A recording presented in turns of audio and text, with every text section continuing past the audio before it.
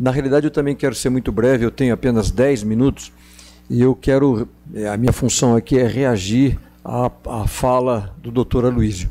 E eu quero pegar 2 pontos, doutor Aloysio, que o senhor colocou aqui. Na realidade, nem tanto uma reação, é muito mais um complemento daquilo que o senhor falou. E eu quero pegar o primeiro ponto, a liberdade religiosa. É tão interessante, eu quero iniciar por esse ponto, através de um depoimento até pessoal meu. Eu estava ouvindo aqui de manhã as pessoas falando, e quero realçar, através desse depoimento pessoal, a importância desse Congresso Brasileiro do Direito Religioso. Por quê? Pela minha profissão, eu tenho viajado muito nesses últimos 10 ou 20 anos. E é tão interessante quando você visita esses países onde você não tem a liberdade religiosa, né? Quando eu visitei 3 vezes a Coreia do Norte, quando você visita a Arábia Saudita, quando você visita o Irã, o Paquistão, quando você visita a Somália, quando você visita o Iêmen, quando você visita o Congo, tanto o Congo Brazzaville como o Congo Kinshasa, quando você visita o Sudão, e você percebe nitidamente que ali a falta da liberdade religiosa, na realidade, ela é uma perseguição ao cristianismo. Tanto é que o Sudão era o maior país africano, teve a maior guerra civil do continente africano, foram 22 anos, e a solução, inclusive, pela falta da liberdade religiosa, se criar um novo país, que foi o Sudão do Sul.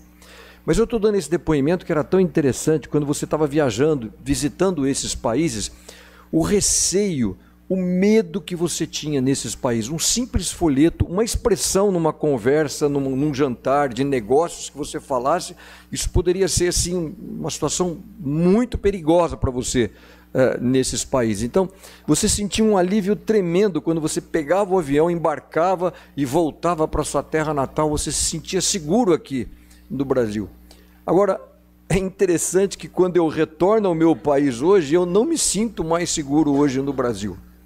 Porque nós perdemos a capacidade de entender o que é a liberdade religiosa. Eu sinto medo, eu tenho receio, até aqui hoje, por exemplo, daquilo que eu vou falar, daquilo que eu vou expressar, porque nós estamos tangenciando sobre essa questão tão importante que é a liberdade religiosa. Isso porque nós esquecemos que a liberdade religiosa, ela não é uma liberdade sem as suas consequências. Aquilo que eu falar errado, eu vou ter que pagar por aquilo.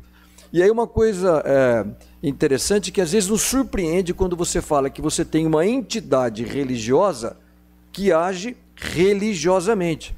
Isso seria óbvio, mas aí a gente fica, ela não pode agir daquela maneira. Então, nós estamos chegando num ponto que uma entidade ou confessional, ela não pode mais agir com as suas crenças, com a sua profissão de fé pública que ela faz, porque o quê? E aí eu quero provocar, e eu quero deixar isso para os palestrantes seguintes, talvez o maior inimigo hoje da liberdade religiosa e da liberdade de expressão é o discurso de ódio. É engraçado isso, né? Por quê?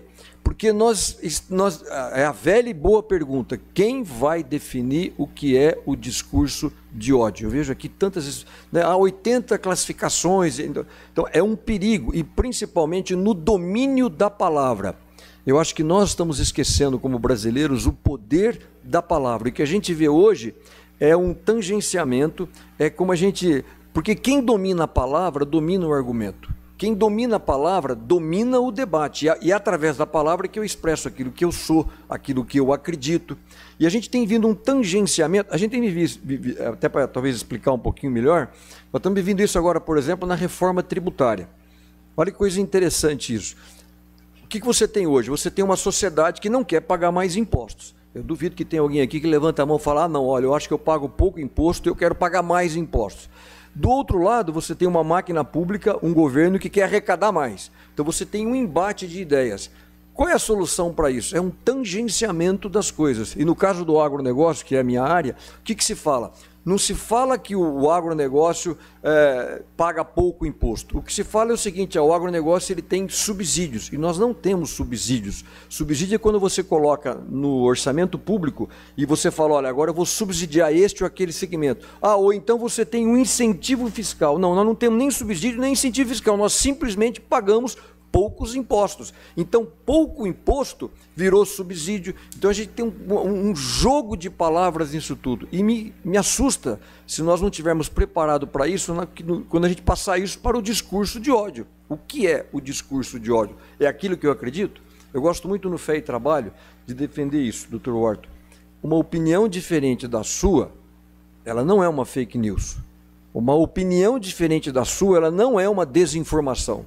Uma opinião diferente da sua não é homofobia. E uma opinião diferente da sua, ela não é discurso de ódio. Uma opinião diferente da sua é simplesmente uma opinião diferente da sua. Ponto. Então esse é o cuidado que a gente tem se a gente não vai entrar nesse sinal vermelho do que a gente pode definir. E aí que o discurso de ódio ele pode realmente se tornar o principal obstáculo tanto da liberdade religiosa como da liberdade de expressão. E nesse ponto eu queria só aqui fazer um passo seguinte no que diz respeito a essa liberdade de expressão. A sociedade moderna, na minha opinião, ela está perdendo a capacidade de entender que esse mundo que hoje a gente está pensando em colocar um homem em Marte, ele se desenvolveu, ele se tornou um mundo melhor.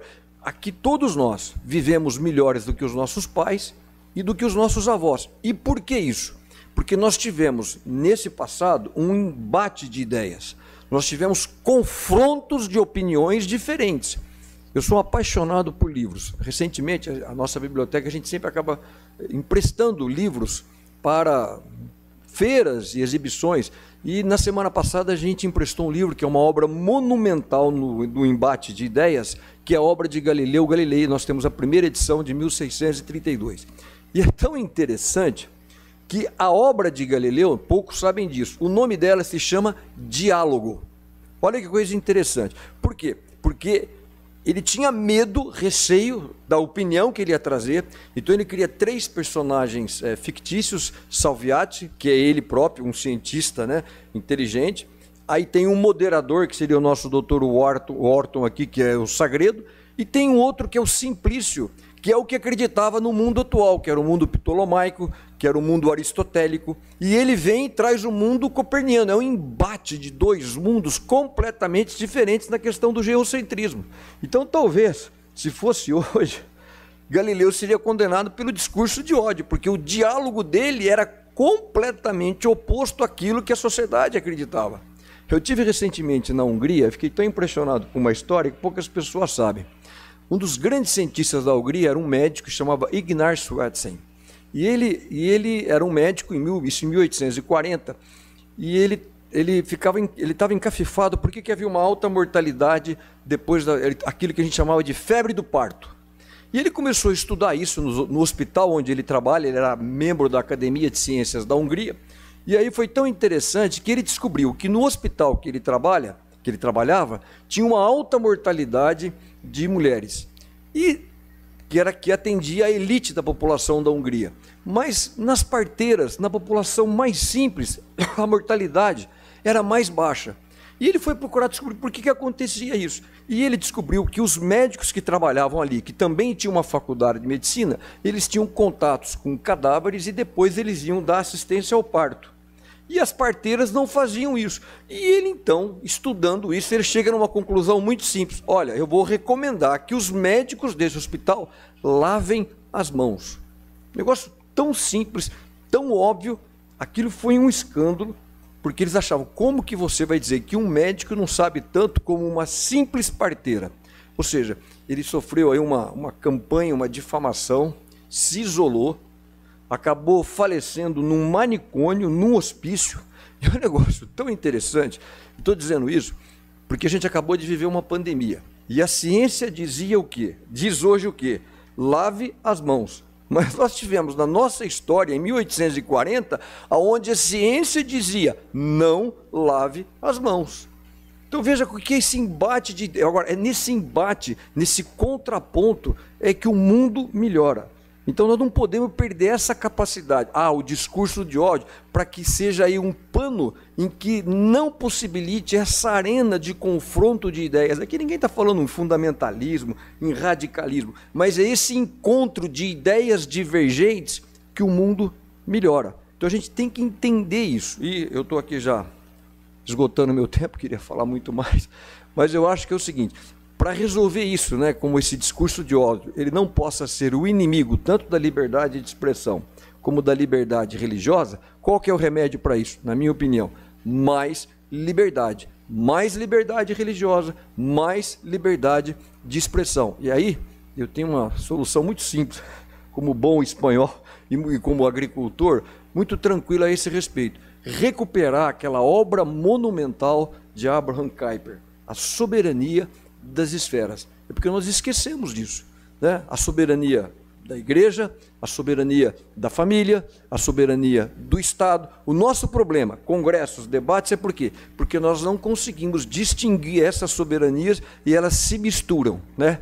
Afinal, nós estamos esquecendo, né? E usando também aqui da minha liberdade religiosa. Alguém já disse há mais de 2000 anos, a César o que é de César e a Deus o que é de Deus. Muito obrigado. Perfeito.